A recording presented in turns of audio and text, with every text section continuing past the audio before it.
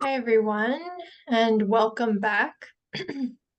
We're just about to start our next session on the Ontario Phragmites Action update for the program.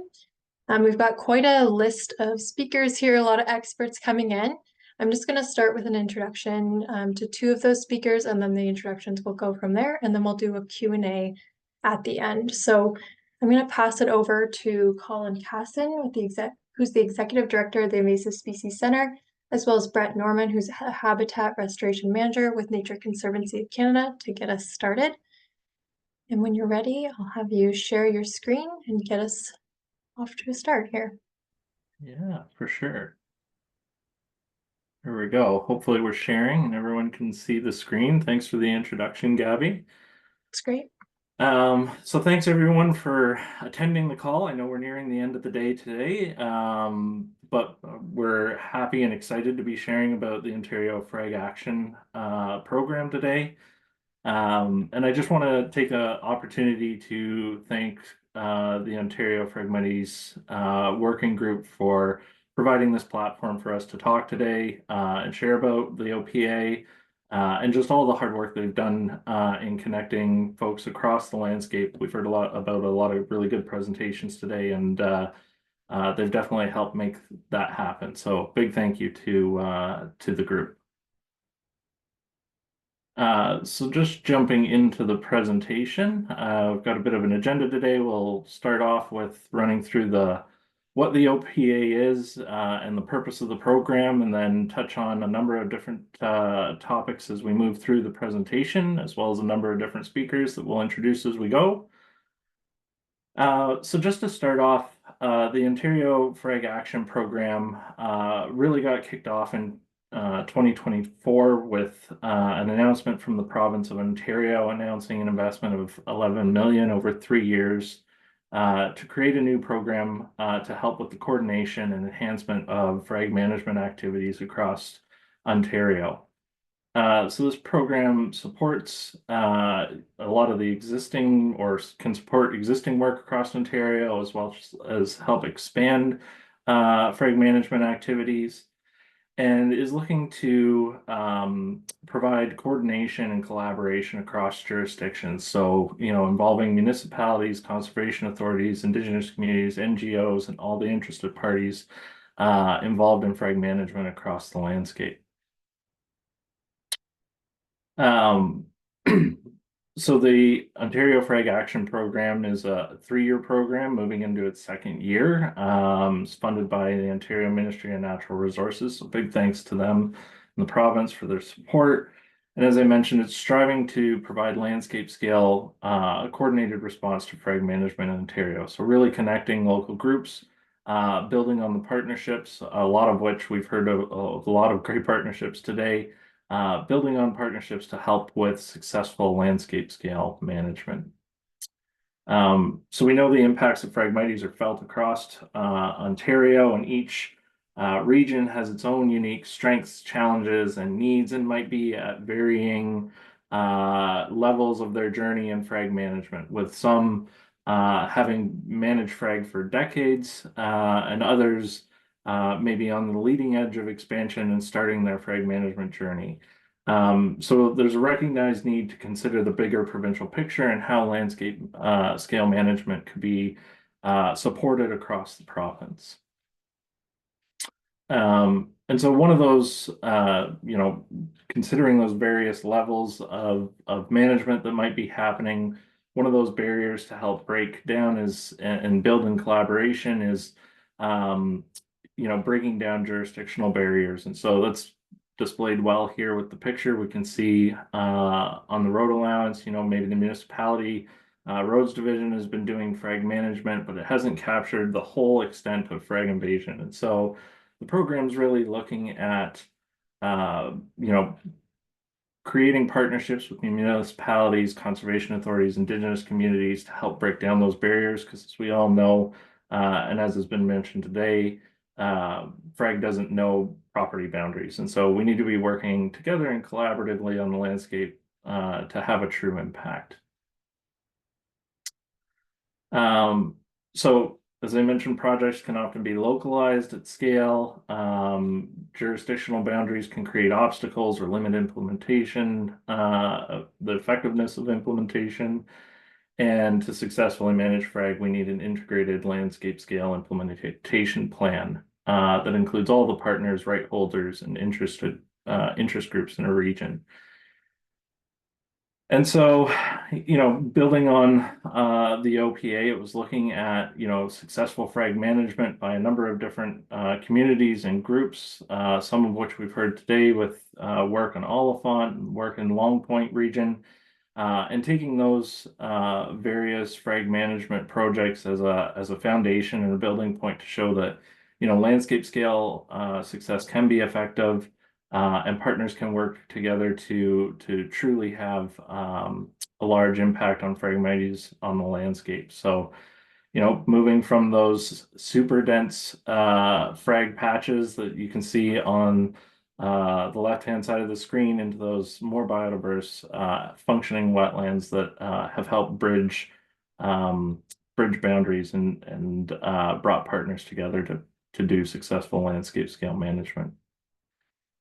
So the OPWG has been preparing over the last 4 years for this to help provide information to partners and working groups to help coordinate landscape scale management. So developing things like the strategic framework for coordinated management Ontario, conducting cost benefit analysis on the expanded response to Phragmites, developing the regional guidebook to help groups look at how to build partnerships and manage frag on the landscape and trial those frag management area working groups. So what are Phragmites management areas? Under the OPA, the province is divided into 4 different regions, as you can see on the map. And if frag management areas can be developed within those various regions. And so a PMA or frag management area is usually defined by municipal boundary or a watershed. It can be multiple different things, but normally those are the defining factors. And with each frag management area and that priority area to look at Phragmites and scope priorities for control, there's a PMA working group, which is a collection of organizations and businesses working together to conduct frag management. And so for the PMAs and frag management working groups, there's regional coordinators for each portion of the province. We'll be hearing from those coordinators today. Each PMA would have a frag management area lead that helps to coordinate the working groups. And the working groups, the collaboration of partners meeting ideally 2 to 4 times per year to help build a frag management working plan, conduct monitoring, conduct that Phragmites implementation on the landscape, and then all with assistance from the coordinator to ensure and help with any knowledge gaps that may exist, providing assistance with following the guidebook, best management practices, all that kind of all those details that go into management. And with that, I will turn it over to Colin Cassin. Thank you very much, Brett. And thank you again, just to underscore Brett's appreciation to the working group and the organizers and everybody who's doing the hard work on FRAG. It's been a great meeting so far. So my job in the next couple of slides here is just to speak about one of the kind of core pillars of delivery of the program here. Really the biggest piece of the investment here that we're very grateful to the province through Ministry of Natural Resources for making is, supporting more work on the landscape by the groups who are doing great work, both at the smaller stewardship level, all the way up to larger scale initiatives working at a watershed level as well. So a big thank you to the groups implementing the projects, and happy to highlight a few just examples of groups that are currently hard at work, wrapping up projects as we end the first of the 3-year investment that the province made. And just to note too, it's a really exciting time because we're just wrapping up the first year of this 3-year investment. And the exciting point is that the investment grows substantially over time, year over year. So we're really excited to see that investment grow the available funding, increase the number and scale and scope of the projects that we're able to support through one of the biggest components of the program, which is the Invasive Phragmites Control Fund. So just for a little bit of context, we're really pleased that this has been an available funding pool available for 5 years. And the province has supported it, thankfully, since its introduction in a much more modest way back 5 years ago. Well, 5 and change years ago now, I guess, when Green Shovels first identified the risk, the opportunity really for more work to be done on the landscape. And I think that year, don't quote me on the number, I think we started with funding 10 projects or 9 or 10 projects, something like that. Projects that were, a few $1,000s up to $8,000 or $9,000 as we started to figure out how could we fill this need for, clearly there's appetite for more action. Clearly there are funding resources available already. There's a lot of amazing volunteer efforts and great goodwill and hard sweat equity that's been put in already. But what could happen if we invested in that, grew a granting program and created that and kept, just doing the easy work from my perspective, which is just facilitating some of the hard work that's being done in the landscape. So 5 years in, really, really proud of the results to date. Don't want to overclaim any of this because this is the work of the groups that we've seen on the call today and other sources. So in 2024, that was our 5th year. And I guess just for clarity on the years here, I'm using 2024 being the year we've just ended and the first 3 months still to happen here. So up until March 31st, that's the end of the first of the 3 years that this program's rolling with. And just for a bit of a look back, when we were filling out applications to the fund last year around this time, maybe a little bit later because we've advanced the timeline. But one thing I'd just like to note is it started even in a more modest investment, and that was reflective of the year-over-year growth of the program's budget. So the first year we wanted to continue to drive more projects. That's why we set a low-end cap per project floor, I guess, of 2,500. And most projects we were suggesting people come in at up to 25,000. Please try not to exceed it. And why? Why is the rationale behind that? Is because we want to spread it out as best we possibly can. It sounds like a lot of money, and it absolutely is. And we're very grateful for the province for making the biggest investment, one-time investment in Frag. But of course, it's a big province, and as everybody knows, unfortunately, there's a lot of frag out there. So we tried our best as possible to spread it around.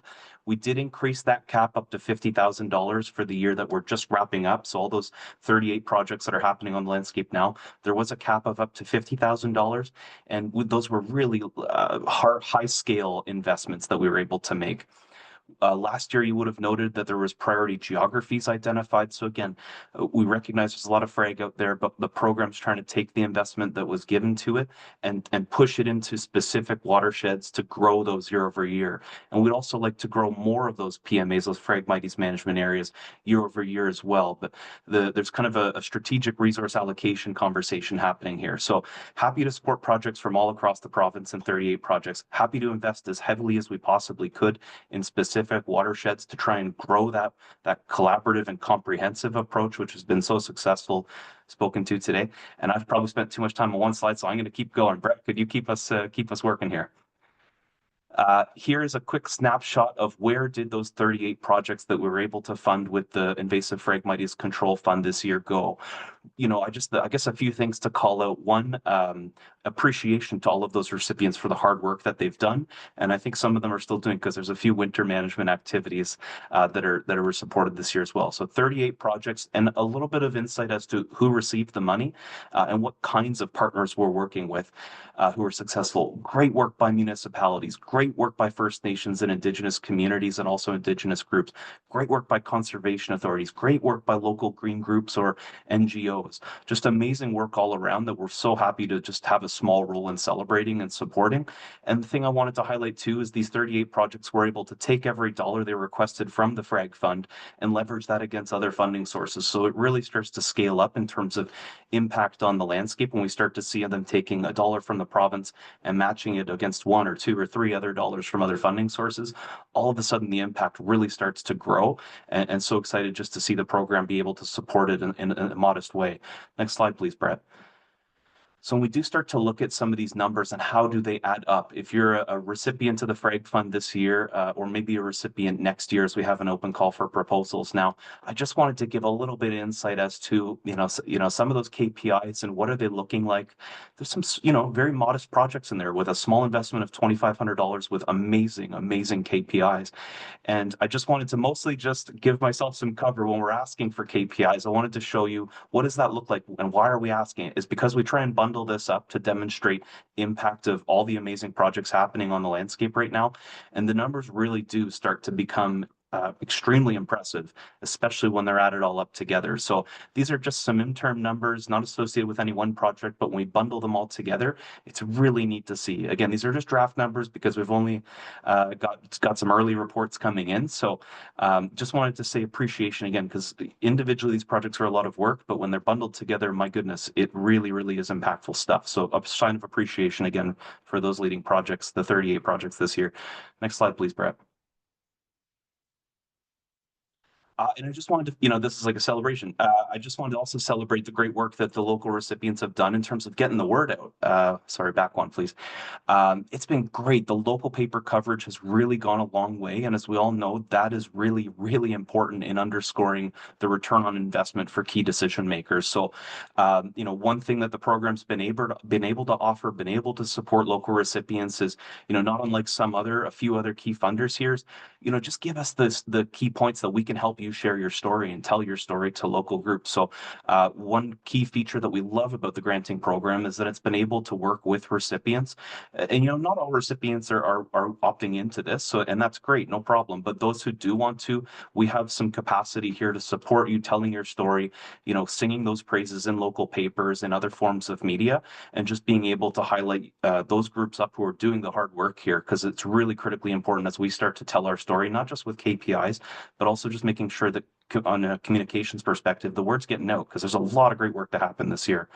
Next slide, please, Brett. So we start to bundle these up. There's just a few numbers here. If you take the table and turn it into just, I think, a few key talking points, just a few here I wanted to highlight.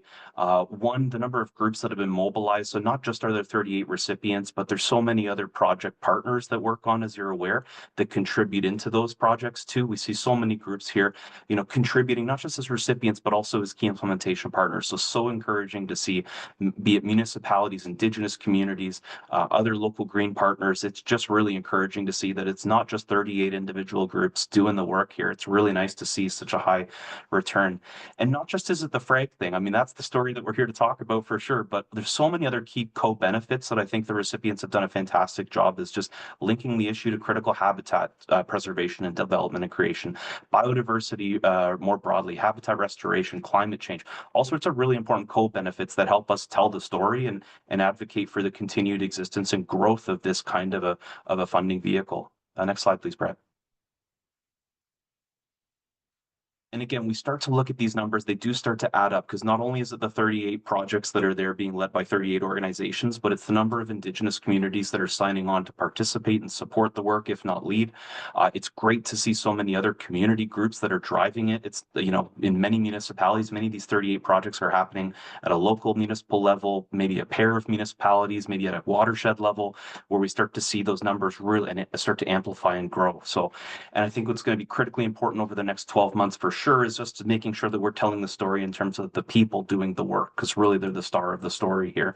115 staff positions. Sometimes that looks like a 8-week or a 6-week extension of a summer student who's already on staff doing other great work, but we need to boost that so that they can enter into Frag season. Sometimes it's the people power in terms of the volunteer impact. We could tell it in so many different ways, but really it's impressive to see these numbers add up. So I just wanted to thank you for tracking your KPIs, submitting those KPIs, and helping us tell your story at a macro level. Next slide, please. The other neat thing, if you'd like to scan the QR code, I would encourage you to do so there. If you're curious, where are those 38 projects on the landscape? This is a great pictorial example, just starting to plot those out so you can become more familiar with the work that's happening. So if we have, as we've seen today, we're kind of broadening the umbrella of who's here at the Frag Party, that we can start to speak to new people. And if those new people are not as well connected as many of us are here today in terms of what's happening in my watershed, who are the key fraggers I need to check in with, who can I volunteer and bring bring resources to boost capacity and opportunity. This is the tool we're trying to drive people towards. So would encourage you to share it around. If you're also curious, what are the groups in my watershed that you may not be as connected with, or nearby watersheds or adjacent communities who maybe we should just align, get our messaging straight, figure out what they're doing and what I'm doing and how can that connect. This is a great tool. It's not going to solve that problem exclusively. It's a problem we're trying to address as a program as well, but this is a small but important first step on that regard. Next slide, please, Brett. I think in the interest of time, I'm just going to go rapid fire. So please take no offense if we've got you called out on a slide here if you're a recipient, but I just wanted to highlight the kinds of groups, the kinds of partners that are here delivering the project that we're happy to be able to support. So Near North Environmental Education Center. Next slide, please, Brett. Shawanaga First Nation as well. Great project that came in there. So happy to support that. Next slide, please. Long Point Ratepayers Association. Really excited to see that multi-year project continue to receive some support there. And finally, an example of a municipality, the town of Mono. Many others within some of these key delivery audiences were supported here, but I just wanted to call out a few good examples. There's many other great ones as well, like 34 others that got left off the table. So a big thanks to everybody who's doing the hard work this year. Next slide, please, Brett. And as I just checked to make sure my hand off. Okay, last slide for me.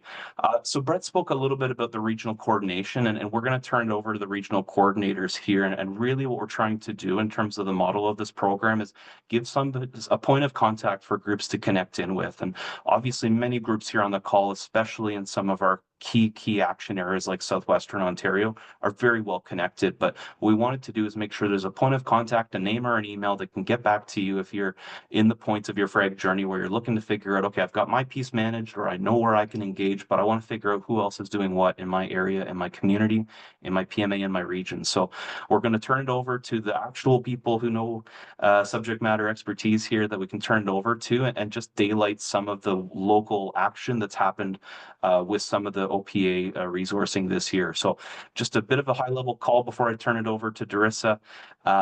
What can a regional coordinator help you with? And we'll have their contact info at the end of the deck here, but what can they help you with? Additional training, if that's a limited factor in your area.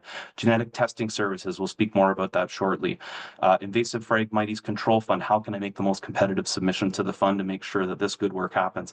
All kinds of these elements and others are really what these point people are designed to support you with.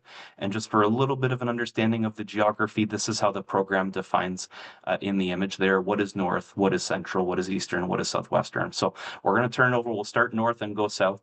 We're going to lead off with Derissa, who you've seen earlier today, who moderated a great session this morning. So Derissa, over to you.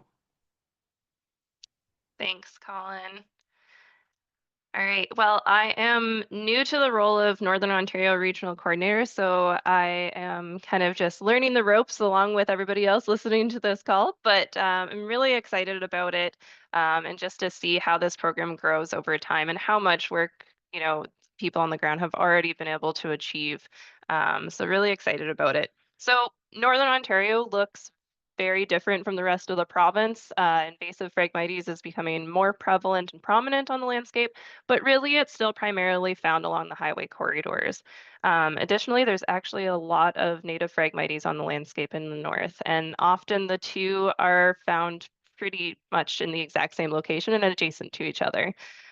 So because of this, the main priority is mapping first to fully understand the extent of invasive Phragmites distribution, and to also avoid accidental management of native Phragmites when we have so many groups that are kind of new to fragging in the north. Next slide, please.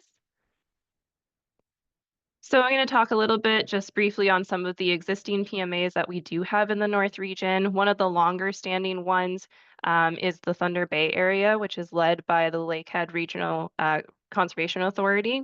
Their area kind of spans from Atikokan, which is about 2 hours west of Thunder Bay, to just east of the city.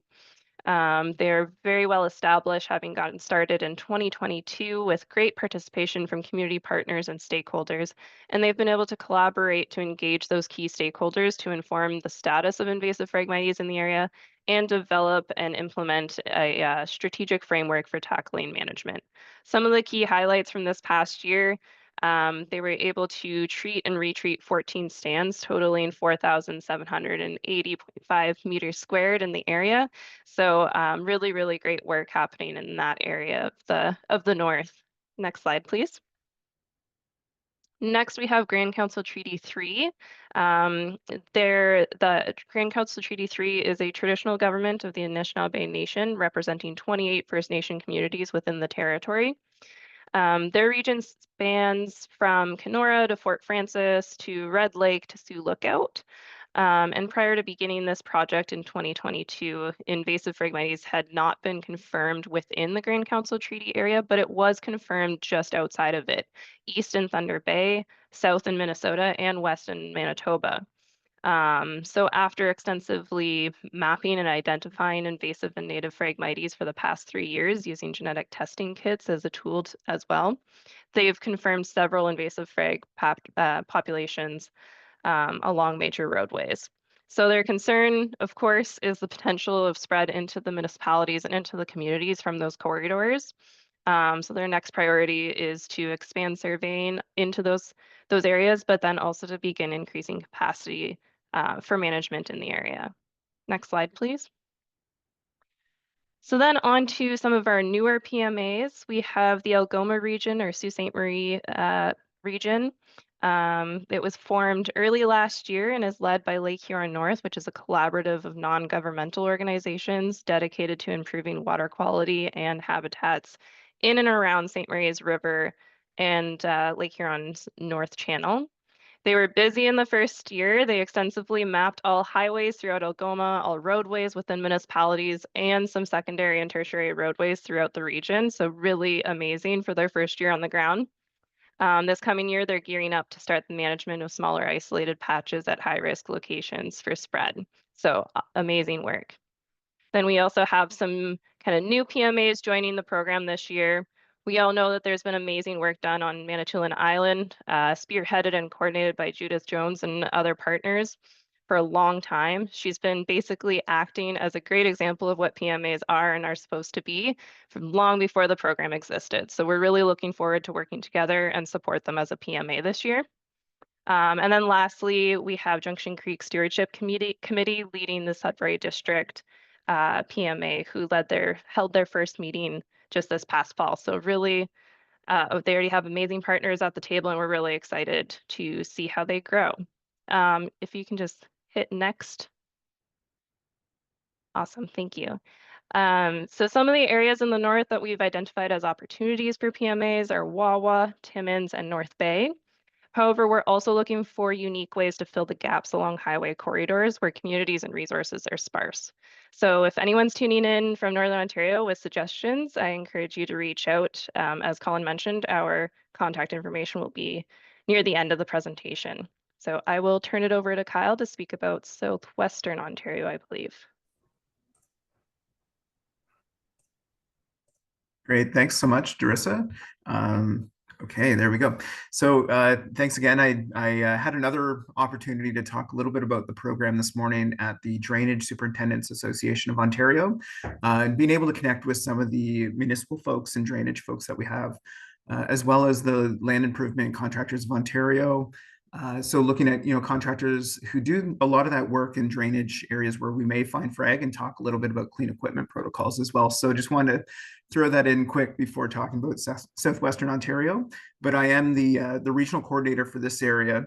So the area in green there, we do have a few PMAs that have established here, especially in Lambton County and Essex County, where we've been holding meetings this past year, as well as some ongoing work that NCC had been involved in with other great partners along Bruce Peninsula in Norfolk County and Pelee Island. But we'll talk a little bit about that. Our biggest, it's a little bit different than what Derissa is dealing with in the north.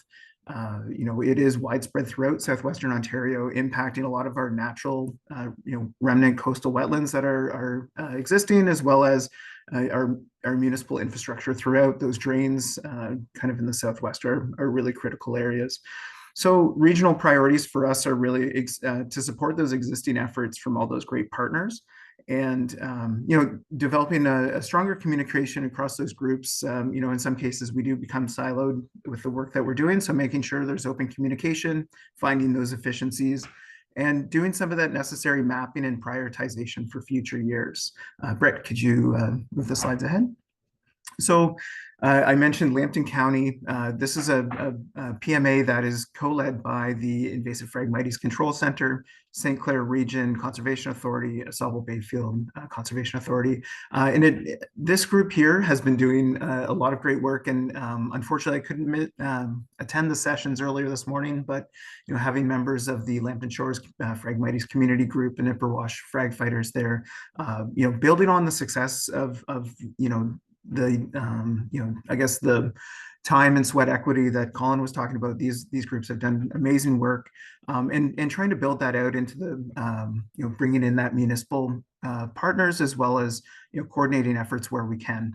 And with that in mind, it was continuation of existing work along those coastal wetlands, Port Franks and along Janice's team at IPCC and First Nations Frag Control did some great work as well within Wapple Island and Kettle and Stony Creek as well. And excited to see this larger coordinated effort happening on the landscape.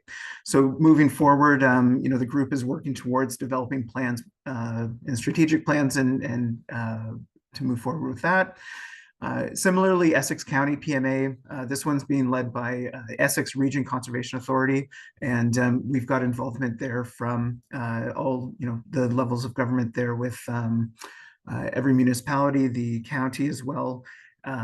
And the Field Naturalist Group for Essex County, the federal and provincial governments have also been involved, Point Pelee being an interesting area, and Caldwell First Nation has been a great partner in this as well, and building up capacity within their team to map and deliver some frag management work in future years. So similarly, it's looking at planning ahead, and kind of in that same trajectory. I did mention there's other areas where NCC has been kind of leading PMAs in a sense for the last little bit. So these have been adopted somewhat into the program in some cases. And Norfolk County is a really good example of this, where NCC has been working for quite a few years with the federal and provincial partners, as well as municipalities and the other land trusts and NGOs throughout the area to manage frag at the landscape scale there. As well, Pelee Island, the last couple of years, we've been able to work with the municipality, provincial parks, as well as private landowners there. And we've got a photo here of, there's, I believe, Luke King, one of our management techs and I guess experts on our team in a sense, in terms of delivering landscape scale frag work here at Lighthouse Point Provincial Park on Pelee Island. Another one, Saugeen Bruce Peninsula. The Bruce Peninsula team that we have out there with Jacob and Esme have been working really closely with folks for work on Oliphant Fishing Islands, along with Leslie's work there, and with IPCC, working on some private lands as well as roadside work at Nawash First Nation, and coordinating some efforts with the county as well for roadside work. Could advance there. So similar to Derissa, we are looking to expand and really fill in those gaps. So some areas that we have of interest. Huron County, there's been a lot of great work that's been going on for a long time there, and helping support that development of a PMA. Chatham, Kent, throughout that area, Haldeman County, kind of filling in those gaps along the coastal areas, but also interested, in hearing what other folks have in mind. And from here, I think I'm passing it off to Terry. So, or it might be Matt, and I apologize. Yeah, it's me. Thanks, Kyle. And thanks everyone for attending this talk. I am going to dive quickly into what's going on in the Eastern region.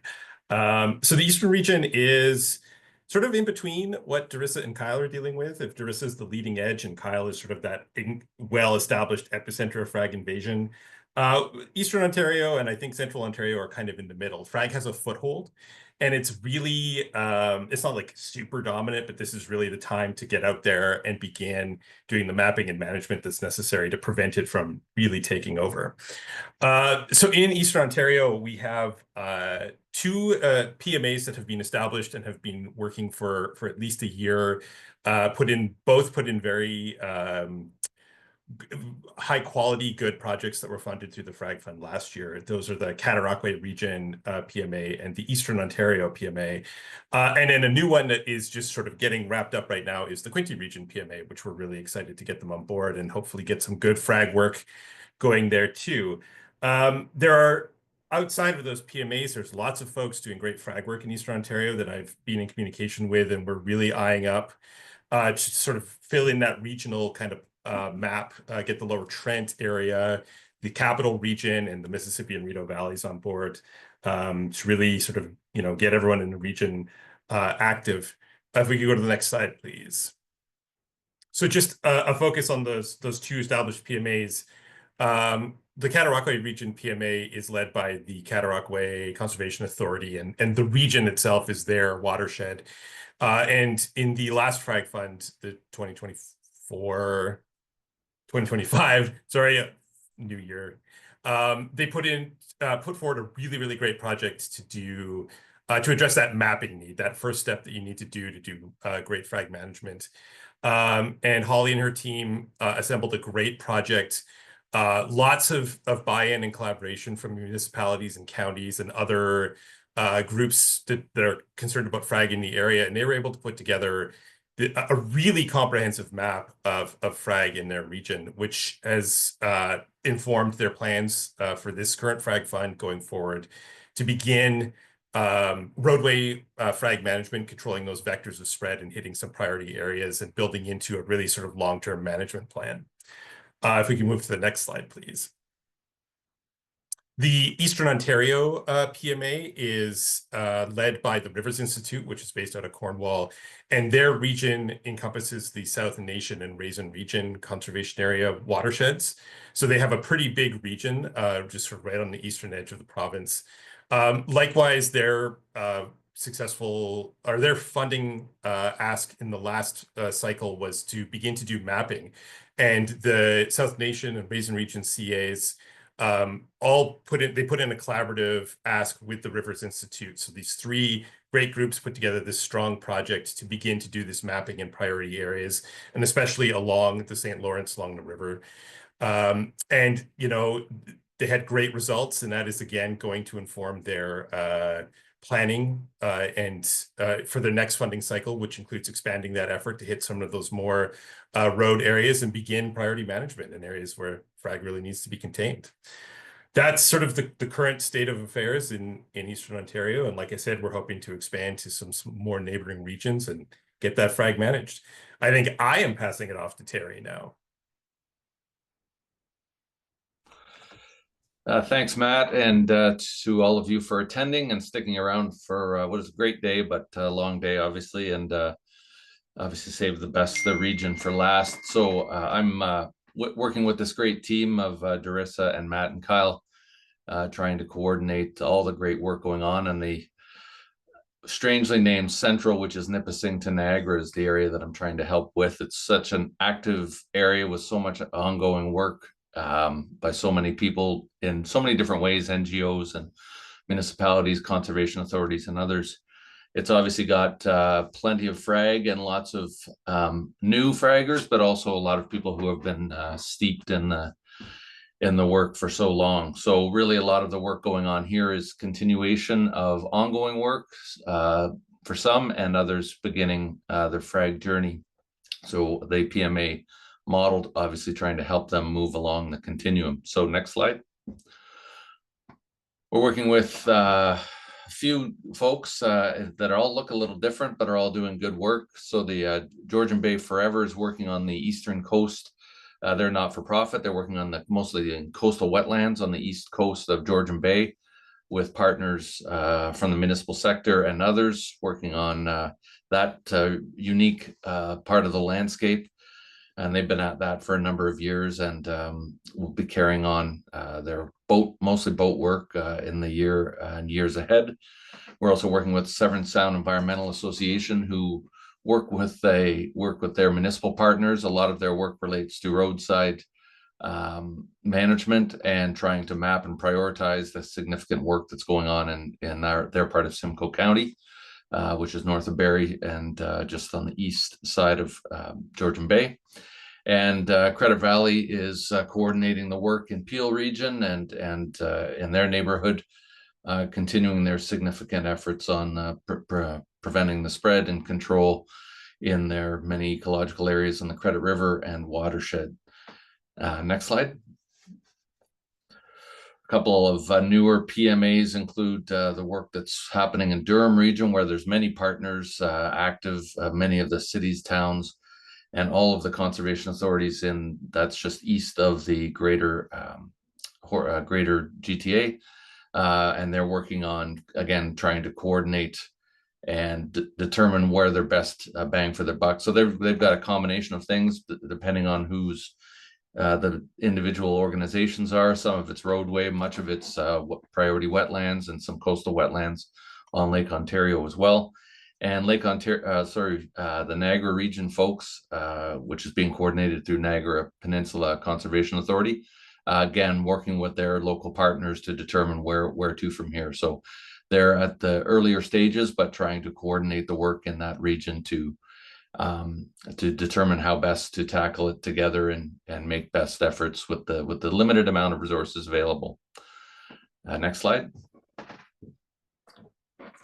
Yeah, so we obviously, as everyone has said, the regional approach is what the program's all about. There's no magic to these, but although York Region's doing a ton of work already, there are some gaps there just north of the city. Obviously, the Greater Toronto area is of great interest. There's lots of people, lots of significant natural areas and important things to manage there. And of course, north of the city and all around Lake Simcoe is of ongoing interest to us as a growing part of the province. And so we'll do our best to reach out. And if you would like to learn more, please do reach out to me. I just wanted to finish off by, Kyle mentioned a few of the groups he's reached out to that are integral and working on frag work across the province. And I just wanted to mention that earlier this week, a number of us, Colin and excuse me, and Brett and some of the team from the ISC were at the Roma conference. So 2,000 people that may or may not have wanted to hear about frag know a lot more about it now. So we're doing our best to talk it up, and lots of interest and so it's lots of interest, you can imagine. So appreciate your attention today, and I'll turn it back to Colin. You gave the heads up, Terry, to any municipal staff on the line who may get a request for more information on what are we doing on frag. So arm those presentations from today, because I think hopefully we can meet in the middle here and drive some more action. This is the time of the presentation where we talk a little bit about future opportunities to engage. I think there's been a great job done by our 4 regional coordinators there, highlighting some existing priorities, raising up some of the groups that are working on that watershed or PMA level right now.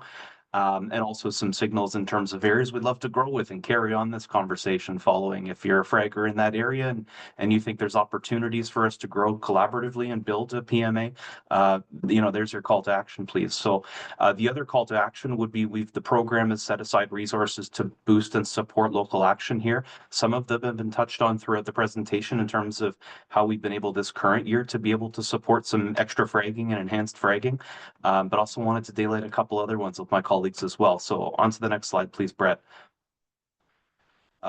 Well, first and most importantly, the Invasive Phragmites Control Fund, which really is the biggest financial investment the program's able to make. The exciting opportunity here is the 6th cycle of the Frag Fund is open now, and I hope you know about it. Otherwise, I need to do a better job getting the word out. So we've been able to support 70 projects to date over those 5 cycles, and 2025, the year ahead, April 1st and beyond will mark the next big cycle, the 6th cycle. So we're really excited. And again, all of this is attributed to the investment thanks to M&R. So just a big shout out and appreciation sign for that. And the exciting thing again, and that I mentioned before, is the year-over-year budget does grow with this program. So we're excited to see not just the number of projects from 38 funded into a higher number, but also the size and scale continue to grow as these PMA working groups get their footing. And I think there's great examples of PMAs that have been around for obviously we heard from Lambton, Nancy, and Bill, great work going on for years and years that really set the foundation here, all the way up to some of our newer PMAs who have come online in the last 3 or 4 years, like a Lakehead, and current groups still kind of coming on and establishing and forming in the last weeks. So really excited to see this program as those groups come online, develop their management plan, do their mapping as was indicated, be able to access more resourcing to get the job done. So, if there's one thing you're taking away, I think I want to leave you with February 12th, 2025 is the next cycle deadline. Hopefully we've been reaching out and connecting with you. Hopefully that's been on your radar. We'll have the link in terms, if it's news to you, that's okay. There's still time. There's 3 weeks to develop a great application, and the regional coordinator's job is really to help you develop those projects out if you have questions. So would encourage you to check in with us. And just for a bit of a timeline here, those resources are to support projects for April 1st. So just a couple months from now, all through next fragging season and through next winter. So about this time next year is hopefully when we can announce another launch for the 7th cycle. But we're really pleased that you've got 3 weeks to get in applications for the Frag Fund, the 6th cycle now. Next slide, please, Brett. And if the Frag Fund is news to you, I just wanted to give you a little bit of background in terms of what are we trying to do with that funding vehicle? How can we support more action and more impact on the ground? Nancy and Bill hit it hard, and it's a perfect example. Map. That's your first step. Develop those integrated and thoughtful plans so you can get from 100% frag down to your 1% remaining, as was indicated in that project. So we're looking for integrated approaches. We're looking where municipalities can develop their mapping procedures in addition to the counties, in addition to conservation authority properties, in addition to private lands, in addition to coastal wetlands. Let's develop that integrated approach, not just mapping my municipal parks or my just conservation authority lands, but that kind of broad scale. That's a great first step. And of course, the other objectives is to amplify and expand the Phragmites control work that's happening on the landscape too. So once those plans are developed, once that mapping is done, it's time to get after it in terms of frag. And of course, these don't happen in isolation and sequence. A great proposal to the Frag Fund can and should include both elements, especially if you're new to kind of the fragging journey at the watershed scale. One of the objectives of the fund as well is to address the leading edge of Phragmites. We've seen a few examples throughout the day today and also delivered by Derissa there about how it's a relative low abundance in Northern Ontario or in some more remote communities well away from the Trans-Canada. It's a really exciting opportunity. And so if the program can make more investments in those projects especially, great to see us beating back that leading edge of frag, a perfect theme for the day. And increased collaboration and coordination, be it volunteers, be it municipal staff, conservation authority staff. The more we can integrate projects together and get away from what's been referred to before as the random acts of frag stewardship, the better. So those are the kinds of maybe objectives and high level concepts we're trying to support with the Frag Fund. Next slide, please, Brett. So those are the objectives that really drive the funding priorities. And I think some of these connect with, and in the interest of time, I'll just keep going, but I just wanted to speak to the high level priorities here that we're really looking for. Step 1, mapping, monitoring, planning, integrated plan development. That's fantastic. Step 2, control and implementation. Once we have those plans developed, let's start getting after it in terms of whatever the best management practices may be.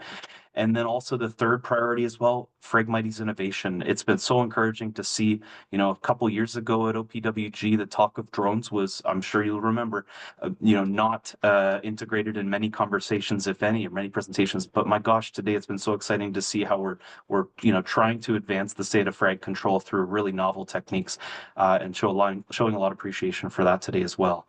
Next slide, please, Brett. So probably the most important number here is Feb 12th, 2025. Would encourage you to check out the grant platform. Just to avoid any confusion, we did just close a different non-Phragmites granting program called the Invasive Species Action Fund. That's thanks to an investment from the province as well, covering all species except frag. But because frag is such a special case and OPA as a program really wants to invest in that, this is a different and distinct grant application cycle, just to add clarity in case there's any confusion.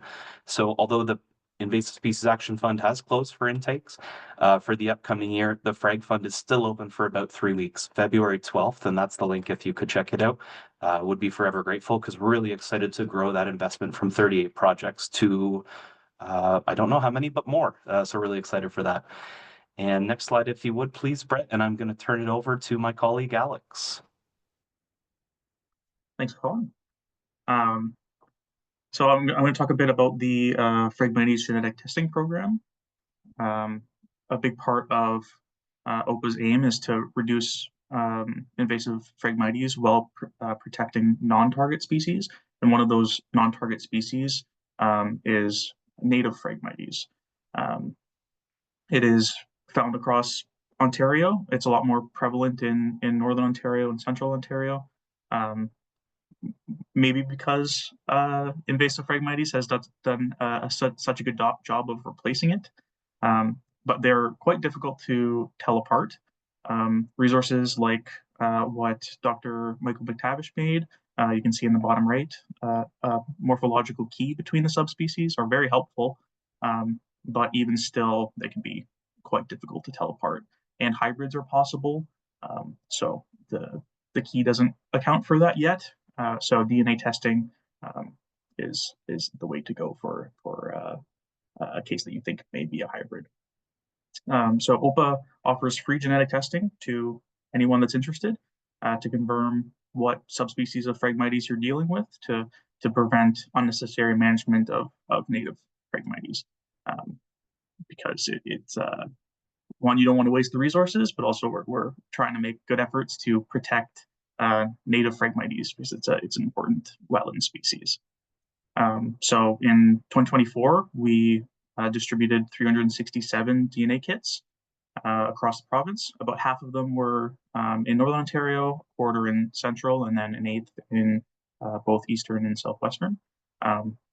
Owing largely to a lot of the PMAs that are getting up and running in those locations. Next slide. So here is the map of all of the DNA tests that were collected in 2024 field season. The results showed about half invasive frag and half native frag across the province that people were interested in.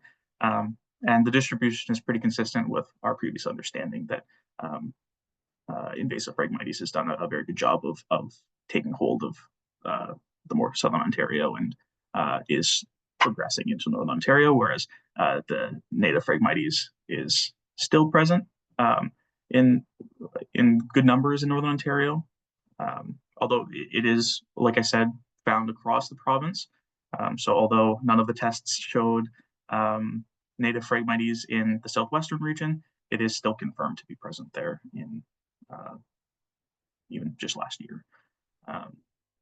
And because there's considerable overlap between the subspecies, it is important to verify if you're unsure, or because there's overlap, oftentimes the subspecies will abut with each other, which makes a good interface for them to hybridize. So we want to be sure to catch that one as soon as we can. Next slide. So here's a look at what the sample kits are. They're very simple. They're just 2 envelopes and a desiccant bag with silica beads. So you just take a leaf from one stem, a leaf from another stem, put them each in their own envelopes, put those envelopes in the bag. And then the kit also includes a stamped return envelope, so you don't even have to pay for the stamps. And it goes straight to Trent University, who does our DNA processing. There's a good example on the side there.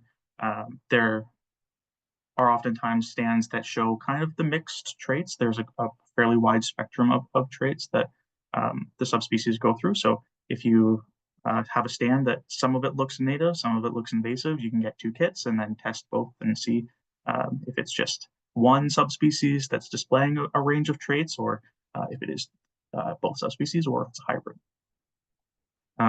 The photo there in the bottom right is a good example of the invasive and the native abutting. The darker, taller section of the Phragmites, that is invasive, and then on either side, the lighter and shorter Phragmites is the native.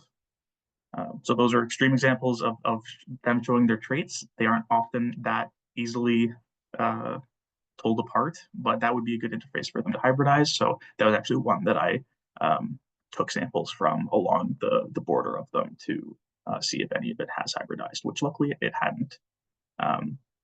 So like I said, sampling is available to anyone. It must be done in Ontario. So anyone in Ontario, whether it's a municipality, conservation authority, someone in PMA, or if you're just a landowner, or if there's a stand on the side of the highway that you're interested about, anyone can request a kit and get those tested. We ask that you submit photos and the coordinates so we can have it mapped out and have a good record of the traits, the photos of the traits.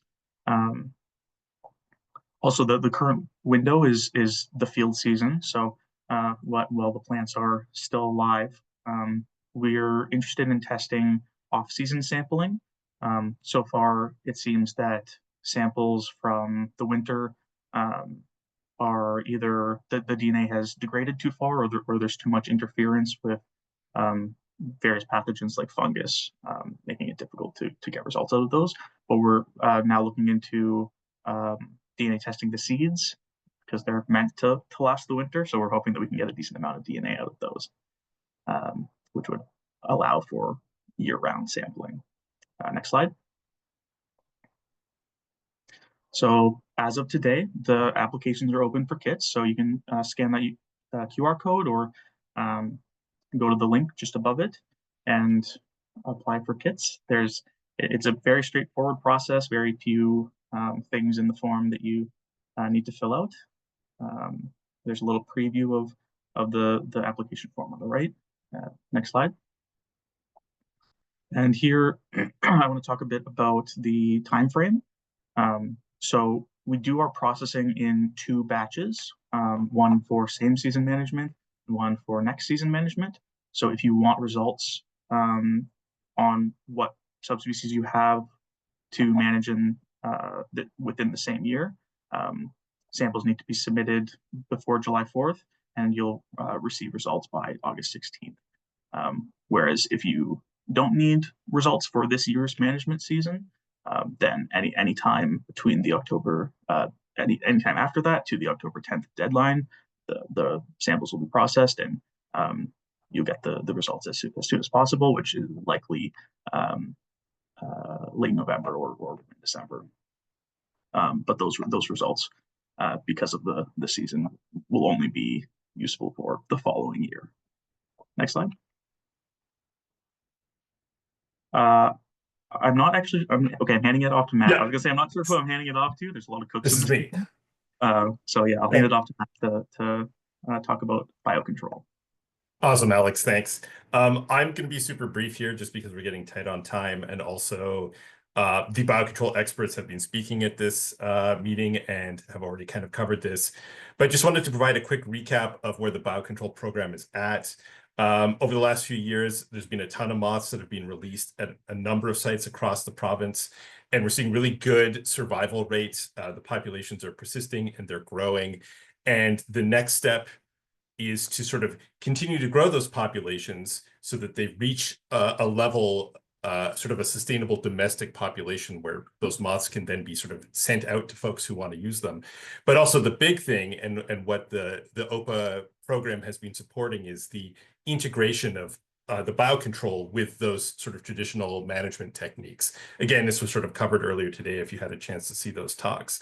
One of the big things I wanted to bring up here is that the research is always looking for new or ongoing management projects where there's an interest in sort of associating or incorporating biocontrol. And if you have a project and you're sort of interested in it, reach out to us and we'll connect you with the researchers and see if it's a fit for what they're looking for. Okay, Colin, take it away. Okay, back to the baton. 2 more slides, Gabby, don't worry. Last one here in terms of what the program's been able to support and opportunities for further engagement. Number one, more training. Phragmites Management Training Workshop. The Ontario Vegetation Management Association on March 18th is hosting an in-person workshop. A little bit of info on there. So if you do want to take your QR code scan, now is the moment. Please reserve your spot. It's supported for no cost to the participants, thanks to an investment of the program. So really excited to see and would love to see that as a growth opportunity to bring more vegetation management professionals into the fold as we go, because there's a lot of work that, as the program scales up and additional investments being made, I'm very excited to see more people coming online to do the good work.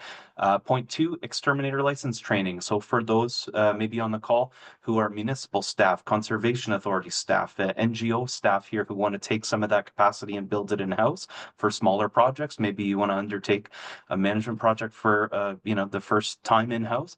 Of course, there's a very regimented process to go through to pursue an exterminator license, and the regional coordinators also can be able to have been allocated some resources here to help bring more of those types of interest holders on board and have them go through the process so that we can develop more capacity within our respective organizations to continue more fragging. Next slide, please.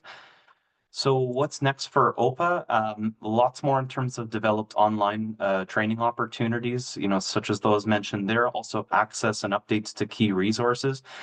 So please connect in with the regional coordinator if you're looking to get regional guidebooks, the cost benefit analysis fact sheets, printed copies of the BMP, other physical resources that you might be able to bring to decision makers within your respective organizations or other key partners. Happy to make those kinds of resources available. So please, again, encourage you to reach out.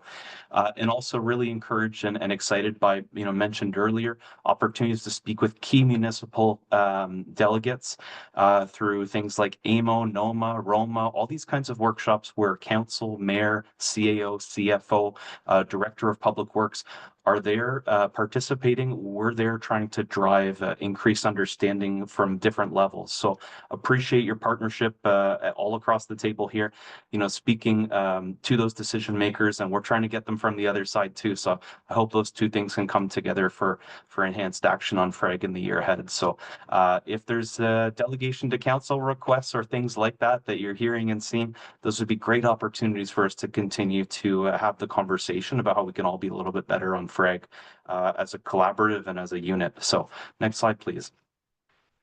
You've heard about some of the calls to action, just really to put them all on one slide here as we wrap up, and maybe we can hit the Q&A box as we go here, because I know we're right at time and I want to respect the schedule here. Frag Fund Control, for Invasive Frag Control Fund closes February 12th. Hard copies of resources like the guidebook, BMPs and other key documents available now. Genetic testing program, as Alec mentioned, today is the launch date. So if you're interested in understanding, do you have native frag or invasive frag, would encourage you to register. One quick point of clarification, just so we're on the same page. Of course, all of those program participants from last year, we were really trying to skew to people who thought they might have native frag. So that 50-50 split is reflective of the fact that those are the populations people think might be native, but they're just looking for that confirmation. So if you aren't sure if you have native frag or not, or just want to check your understanding on an existing old site, no problem. Would encourage you to scan that QR code that Alex mentioned before, and hopefully we can pop that link in the chat as well. Also additional training coming online as well. And probably more than anything here, A, big thank you to you, and B, if there's opportunities for us to grow as a program and a collective unit here, start speaking to new key contacts that may be opportunities for growth in terms of corridor managers specifically, or any other partners around the table, please do feel free to reach out, poke and prod, and we're happy to support that as far as we can. So a big thank you to you guys. And next slide, please, because we have contact info there. So maybe we could put it up for just a second and before we get booted off the stage. But again, just want to thank the OPWG for the opportunity to speak to you guys today, because it's been such an encouraging session. So thank you. Thanks very much. Thanks to all of our speakers. That was a whirlwind, but lots of great information there. So thanks so much. We don't have time for questions, so I'll just point the speakers towards the Q&A if you want to just type your answers in there. There was a couple that came up, one on DNA sampling. So thanks again to all our presenters there. And I'm gonna head us into our next and last session here and invite Janice back up on stage. We're gonna just be talking about some sort of upcoming events to look forward to just before we wrap up. So hand it over to Janice. Thanks. Yeah, thanks so much, Gabby. And also I want to echo the thank you for you, like all the effort. This is just so exciting to have this finally happening. I can't tell you. So thank you, thank you, thank you. I actually have some questions for you, like Hydro One, Rail Lines, MTO. Like I'm assuming that you're making connections with these entities because as you know, it's just so critical for fitting in those puzzle pieces on the landscape, and it is so difficult for some of us to get anybody to talk to in these areas that we're doing this work. So I know you guys are all over this, but I didn't hear mention of that. Colin, I don't know if you can answer that particular piece, because I know it's of interest to a lot of folks at the meeting today. Yeah, can I? Oh, I get a bonus question. Okay. Yes, definitely we are. It's a big nut to crack, and also just how they organize organizationally gives us lots of opportunity to improve. And it takes a while, I think, for us to really get that impact in. But I think basically the strategy we've taken so far is the PMAs identifying the specific areas or geographies, because usually those organizations are, it's the easiest way when we talk about a specific site, but we're trying to tackle it on both fronts. You're right, though, there's a lot of corridor managers, so we could probably keep adding to that list as we go, though. Okay, thank you for answering that. I know there's a couple of questions in the Q&A for, I think, Terry, you specifically as well. There may be others there. The other thing is, and I don't know if this is on your radar at all, but I didn't have a chance to mention, but I'm also involved with Adrian Rivard in another spray drone research project with Bayer Chemical Company. And they wanted us to test the efficacy of Vision Max. And when I asked why Vision Max, not Weather Pro, the answer was, well, we're going to be taking that product off the market. So huge red flags for me, because as Tom Cowan mentioned, like the label is the law. What's on the label is what we can do. And if you look at the label of the product Vision Max, which we're told is the exact same product as Weather Pro, you can't use it to restore natural ecosystems. There's a large buffer set there. And so I have grave concerns that we're going to lose another tool that is so critical for us right now. And you know how it works with these chemical companies, particularly with Bayer. We've had both representatives from Bayer and BASF at our meetings for years and years and years. BASF have been absolutely phenomenal, with understanding the need for their product for restoring natural ecosystems, for the importance of having the Imazapyr, the Habitat Aqua, and they went to bat and they got that product in Canada. The response from the Bayer at that time was the Monsanto rap was, show us the money, show us the business model for us to go to this effort to do this for you. And now I'm hearing that they may even take one of their products off the market. So why I'm frustrated is a couple of things. As all of you know, in the Long Point region, it was Roundup Custom that was used. All that great research that was done showing the benefit of using that product, and we don't even have that product available to us right now. So I just wonder if there's a way, a coalition. The Ontario for Maize Working Group has a lot of representation, and how we used to approach these issues was, we would write a letter and we would have members of our group sign it so they could see that, there's great support. And I wonder if that's one way that we could approach Bayer Chemical. Say, look at, like, there's a lot of negativity out there right now about glyphosate. This is a positive use of that product when used responsibly, and it's helping so many restoration projects.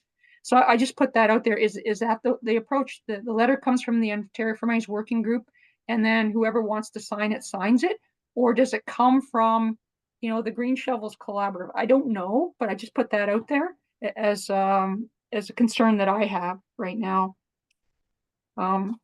There's a lot of great work being done in the province. There's a lot of new folks coming on board, filling in, I call it the puzzle pieces. And it's just such an exciting time. And, this once a year meeting, there's just so much information to provide. There's a lot of people that didn't even get a chance to speak today that are doing good things. We have initiated a Fraggers Forum, and so that's an opportunity for maybe some of the presentations today that were truncated could be expanded in an hour-long format. or some other themes or groups that were missed that would like an opportunity to talk. So if any of you have any suggestions for that, please let Gabby and I know, and we'll try and make that happen. Another information session, you know, for the fragging community, to try and help fill the gaps. And since 2020, when pre-COVID, we used to meet in person. Since COVID, we've had these online meetings once a year, which has been phenomenal because we've been able to have as many people as possible meet, well over 100 each year. But we are looking at maybe doing a hybrid meeting next year where we do meet in person for those that can, and for those that can't, join virtually. I don't know the interest for doing that. If you'd let us know, provide some feedback on whether you think that's a great idea, and then where do we meet? Because you know, it's okay, I've seen some thumbs up. Yeah, you know, so where would the best venue be, because we are so scattered across the province too? And then what time of year would work best? Probably not a January meeting, maybe a February, March, when the weather might be a little bit more cooperative. So okay, so perhaps we can get some feedback on that as to the where this venue might be held. So I put that out there, and I don't know if there's any other comments or suggestions. Mary Lee is echoing about meeting with MTOM and RF anytime. Yeah, I don't know if there's any other suggestions for us in terms of our meeting, our annual meeting. Comments? It is the end of a long day, so I'm sure some people their brains are getting tired, but there is an opportunity. We'll be sending around a feedback survey right after, once you close the window, it'll pop up, and there's an opportunity there to provide some feedback as well as potential locations for that next year meeting if we do have it in person. So we'd really appreciate your feedback there. Janice, did you have anything else you want to add before we wrap up, or? No, I just a huge thank you to all of our speakers today for taking the time to put your presentations together and then attend the meeting and share your wealth of knowledge. It really is it's so encouraging to see what great work is going on now, and then to know it's going to be built on from your work, from your efforts. All the research that's going on is really helping to inform how we do things better in the future. So thank you all researchers for your efforts with all the tools that are the biocontrol. No, it's not going to be the silver bullet, but it's going to be another very useful tool that we can have access to. So thank you, everybody. All of the grassroots, or all of you folks that volunteer, slug it out there, endless hours, and helping to get the word out just with no pay at all, just because you care about your communities, the environment. Can't thank you enough, because without you, none of this would be possible. So, Completely Gabby, if you agree. have anything else to add on that? Yeah, no, a big thank you on behalf of the Ontario Phragmites Working Group and the Ontario Invasive Plant Council to all attendees, speakers, and I do want to say a thank you to our sponsors as well, all listed there on the screen, and a special thank you to our gold sponsors, City of Toronto and the Ontario Phragmites Action Program. The latter was able to support this this event to make it a little more accessible price-wise for everyone, so we really appreciate that support as well. And just wanted to make note, because I know there's a lot of interest. Some people might not have been able to attend the whole event today. Recordings will be available in 10 days following the event and be put on YouTube, so you'll be notified when that happens. And like I said, if you can take a moment to fill out that survey when Zoom closes, it'll pop up for you. We'd really appreciate the feedback. It really helps us plan our next meeting. So thanks everyone very much. Janice, if you don't have any more to say, I think we can close it out. Okay, awesome. Thanks everyone. Really great to see you, this great turnout again. Looking forward to see you again and all the work of the coming year ahead. Thanks so much.